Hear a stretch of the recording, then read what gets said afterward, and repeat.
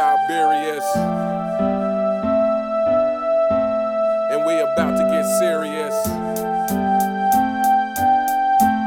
It's the real Siberius, making fanboys furious. Hello, YouTube, and welcome to The Real Siberius. On this episode, I want to talk about my all-time top 5 versus my favorite 5. They're not the same thing. And I think people often make that misconception where they're throwing in their favorite player into the all-time top 5 when the person has no right being there. So let's get into it. My all-time top 5 is Michael Jordan is number 1. I don't think that should be a surprise to anybody. And the reality is, I don't think it should be different on anyone's list ever, period. The other 4 spots, I think, are relatively subjective and are up for debate. To me personally, Kobe is my number 2. He's the closest we've seen to Michael Jordan, even though there is a significant gap between them. Bird is my 3rd. I think had Bird not suffered such horrific back injuries, he may be the greatest of all time. I genuinely believe that. But because he suffered from injuries for such a significant portion of his career, and he was still dominant for a lot of it. But I think, and I don't play the woulda, coulda, shoulda game. He was injured. He did what he did. It's still impressive. He's my number 3 all time. Magic is my number 4.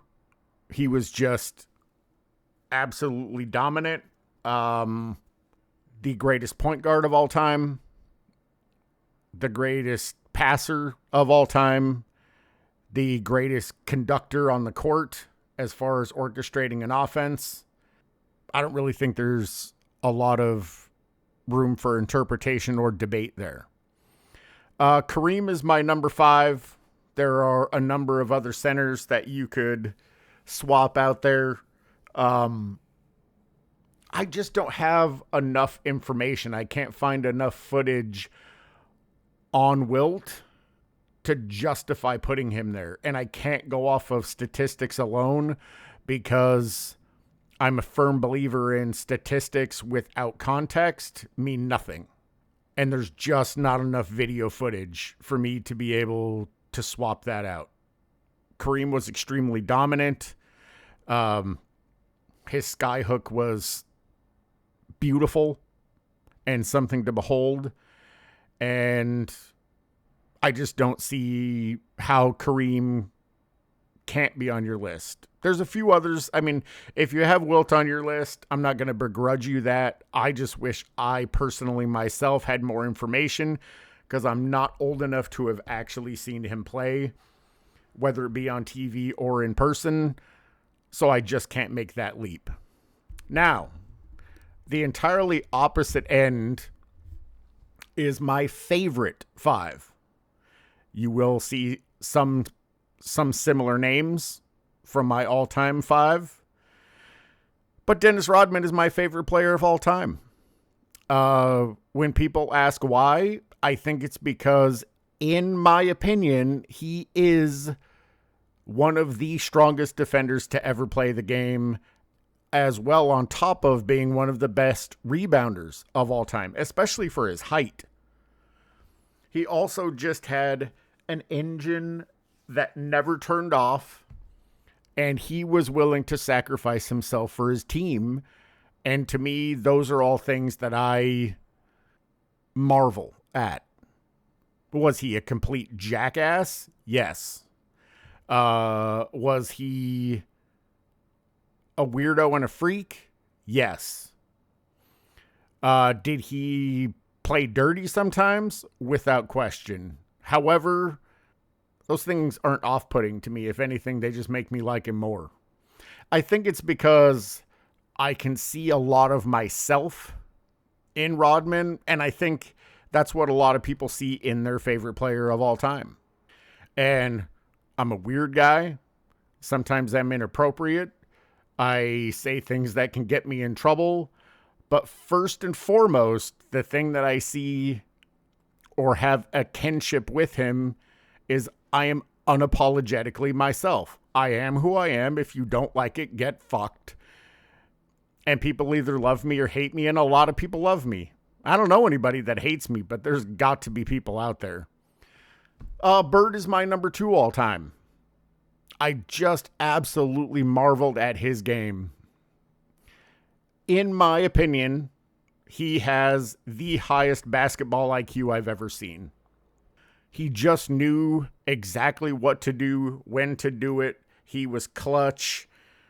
Maybe one of the most accurate passers of all time. I mean, his tap passes or touch passes, whatever you want to call them, I still marvel at it today. And I've watched this shit for 40 years.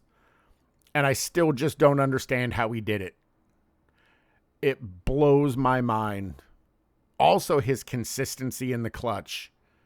I believe it was Pat Riley that said, if I had to pick a player to take a shot to win a game, I choose Michael Jordan. If I have to choose a player to make a shot to save my life, I pick Larry Bird. And I think that says everything that you need to know about Bird right there. My number 3 favorite player, Michael Jordan. I have to have him on my list. He is the greatest player of all time. There's no way he can't be in my favorite 5 players. Just absolutely the most fundamentally sound basketball player that I think has ever been and ever will be. The most competitive player, period. And just an absolute marvel to watch. I've seen all of his highlights. I've seen all of his videos. I was fortunate enough to see him play in person 3 times. I think I own 22, 25 pairs of his shoes. I have an autographed Jordan jersey. I just absolutely, I won't say worship because I think that's too far. That's too much. I'm not a sycophant. If he did something wrong, I will hold it against him. But I absolutely love him. Number 4, John Stockton. I don't think Stockton gets the respect he deserves. I think he is longevity. No one else should even be close to being in that conversation. It's just like Jordan is the GOAT. Stockton is longevity. It's that simple. His assist record and his steals record, I don't think either of them will ever be broken. Neither his seasons for playing 82 games, which is 16. And I think in one of the seasons, it was a shortened season, but he still played every game he was able to. So technically that's 17 seasons playing all games available for him to play. Extremely consistent for being, 6'1". He set screens like brick walls and had absolutely no qualms going toe-to-toe with people. He was also a little bit dirty, and I'm not going to lie. I kind of like that. If he'll throw an elbow at you or grab your jersey to hold you back, I don't have a problem with that. Maybe that says more about me than it does about him. And number 5, Kobe. I did not watch Kobe play at all. I missed his entire career. Actually, no, I apologize. That's not true. Because he was playing from 96 to 98. So I saw glimpses of him, but I really didn't watch a lot. I was a Bulls fan. I wasn't a Lakers fan. Despite the fact that I have 3 Lakers on my all-time top 5, I've never been a Lakers fan. You just have to respect those players. I didn't start watching Kobe until 2020, and he was so close to Jordan. It inspired me. I didn't know a lot about him. I didn't know where he came from. I mean, since I started watching the NBA again and started getting engrossed in the NBA again, not necessarily in the modern era, but going back over the time frame that I missed, I wish I would have kept watching. I didn't realize that the early 2000s to around 2010 was still a great time for the NBA. And I wish I hadn't missed it, but I did, and you can't go back. So I can go back and watch footage. I just don't get to watch it in real time. But he was extremely athletic. His dunks were phenomenal. I just recently watched, and I hope I don't get the name wrong, the documentary that he made with Spike Lee, Kobe Putting in Work, Kobe Doing Work. I can't remember the exact name of it. So I apologize. But I just watched it recently, and my God, it was fascinating. Just having that level of access to him on the court, to him in the locker room, to just seeing how his mind worked, how he dictated the offense, how he dominated on defense. It was just absolutely phenomenal. I wish there were more documentaries like that, because it really helped me get into his mind. And I think he was a fantastic person. I don't know what happened in Denver. Quite frankly, I don't care. I was going to say he knows, the woman knows, God knows. It's none of my business. Just judging from what I can say of his character, I can't really see him doing that, but I don't know. People do stupid shit. I certainly have. But anyway, those are my all-time top 5, my favorite 5. Very different lists, and yet similar. If you'll notice, there are no modern players on either of those lists. I don't think they've earned their place, especially because they did not play under and have not been held to the same standards of play that everyone else on the list are or have been. And until that happens, they'll never be on my list. I don't care. I don't care if another player comes along and starts next season and wins 10 chips in a row. He's still not going to be the greatest player of all time. He'll still never make it onto my all-time top 5.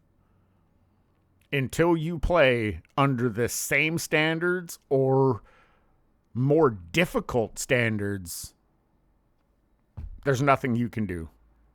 And that's a little bit unfair, because the players aren't choosing the rules. They aren't choosing the era that they get to play in.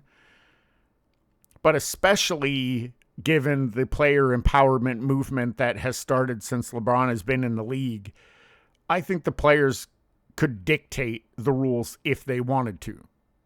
They just don't want to. Why would they want to go back to hand checking and no 3-second rule, and travels being travels and assists being actual assists, and not being allowed to carry and not having stupid gather steps?